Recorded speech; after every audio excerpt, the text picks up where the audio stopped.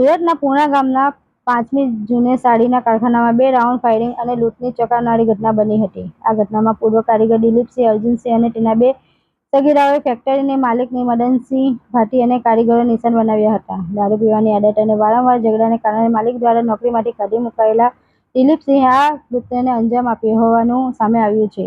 શેઠને ડરાવવા અને કારીગરોને નોકરી ન કરવા દેવા પૂર્વ કારીગરોને ફાયરિંગ, લૂંટ અને તોડફોડની ઘટનાનો અંજામ આપ્યો હતો.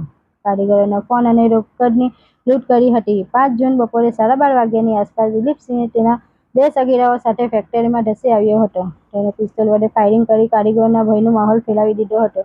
ફક્ત એટલું જ નહીં, તેણે કારીગરોના ફોન અને રોકડની લૂંટ કરી હતી અને ફેક્ટરીમાં તોડફોડ પણ કરી હતી.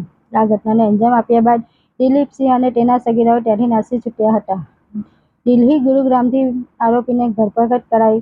આ સમગ્ર મામલે પૂણા પોલીસ સ્ટેશન ફરિયાદ દાખલ કરવામાં આવી હતી અને ક્રાઇમ બ્રાન્ચે પણ તપાસ હાથ ધરી હતી. ક્રાઇમ બ્રાન્ચે બાતમી હતી કે આ ઘટનામાં દિલીપસિંહ સાથે સચિન ધરમપાલ જાંગડા નામનો એક શખ્સ પણ સામેલ હતો, જે મૂળ હરિયાણાનો વતની છે અને તે હાલ રાજસ્થાનના સવાઈ માધોપુરમાં નોકરી કરતો હતો. ક્રાઇમ બ્રાન્ચની એક ટીમ સચિન પકડવા સવાઈ માધોપુર પહોંચી હતી, પરંતુ તે ત્યાંથી મળ્યો ન હતો. જોકે બાતમીના આધારે દિલ્હી ગુરુગ્રામથી આરોપી સચિનની ધરપકડ કરવામાં આવી હતી.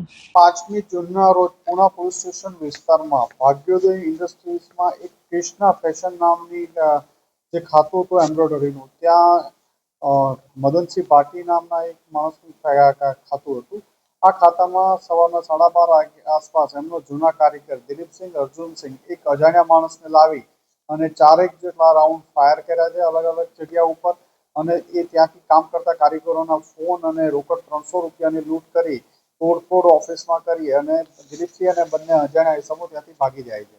આ બાબતમાં પૂણા પોલીસ સ્ટેશનમાં લૂંટ વિથ ફાયરિંગનો ગુનો બનાવ દાખલ થયેલો હતો. તેમાં ક્રાઇમ બ્રાન્ચની ટીમના પોલીસ ઇન્સ્પેક્ટર એસ.એન. પરમાર અને પીએસઆઈ મહિડાને એક બાતમી મળી હતી કે આ ગુનામાં દિલીપસિંહ અર્જુનસિંહની સાથે એક સચિન ધરમપાલ જાંગાડા, જે મૂળ હરિયાણા હિસારનો રહેવાસી છે અને સવાઈ માધોપુર ખાતે કામ કરે છે. આ બાતમી આધારે ટીમ દ્વારા સવાઈ માધોપુર વેરીફાઈ કરતા ત્યાં મળી આવેલ નહીં. વધુ આ બાબતમાં તપાસમાં હતા દિલ્હી ખાતેથી ગુડગાંવ હરિયાણાથી સચિન ઉર્ફે ધરમપાલ જંગાડા મળી આવ્યો. આની પૂછપરછ કરતા એણે જણાવ્યું કે એને 5મી જૂનના 4ઠી જૂનના રોજ આણે દિલીપસિંહે બોલાવ્યો હતો કે એને અહીંયા કંઈ ખાતામાં ઝઘડો થયો છે એટલે તું અહીંયા આવ. અહીંયા આવ્યા પછી બંને બીજે દિવસે સવારે ત્યાં વેપન લઈ અને ફાયરિંગ કરવા જાય છે. ફાયરિંગ કરી અને બંને સાથે જતા રહે છે, ભાગી જાય છે અને આ સવાઈ માધોપુર ઉતરી જાય છે. આ લોકોએ ભાગતા પહેલા પૂણા પોલીસ સ્ટેશન ભાગ્યોદય ઇન્ડસ્ટ્રીઝના એક ખાલી જગ્યા ઉપર આ વેપન એને દાટીને છુપાવેલું હતું. ફાયરિંગ કર્યા બાદ દિલીપસિંહે એ જગ્યા આણે જોયું હોય, 2 પંચો રૂબરૂ વેપન અને 11 રાઉન્ડ જે ફાયરિંગમાં વપરાયેલું હતું એ હથિયાર અને 11 રાઉન્ડ રિકવર કરવામાં આવ્યા છે અને આરોપીની ધરપકડ કરી વધુ તપાસ અર્થે પૂણા પોલીસ સ્ટેશન સોંપાઈ આગળની કાર્યવાહી કરવા માટે આપેલ છે.